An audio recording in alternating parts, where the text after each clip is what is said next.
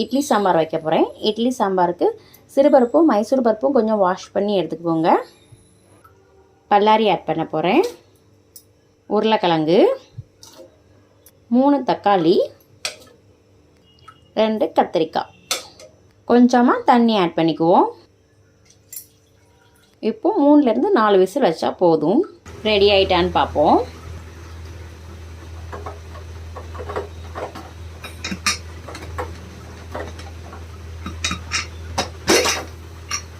Ready ஆகிட்டு நல்லா mix பண்ணிக்கிடுங்க. இப்போ வேறு பாத்திரத்தில் ட்ரான்ஸ்ஃபர் பண்ணிக்கிடுதேன்.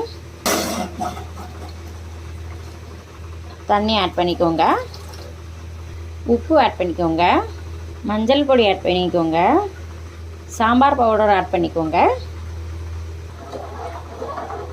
கொத்தமல்லி எல்லாம் ஆட் பண்ணிக்கோங்க. இப்போ தாளிப்புக்கு ரெடி பண்ணிடலாம். கடுகு கொஞ்சம் போட்டுக்கிடுங்க. கொஞ்சம் வெந்தயம் போடுங்க, அப்போ தான் கொஞ்சம் டேஸ்ட்டாக இருக்கும். கொஞ்சம் உளுந்தம்பருப்பு, அப்புறம் கருவேப்பிலை.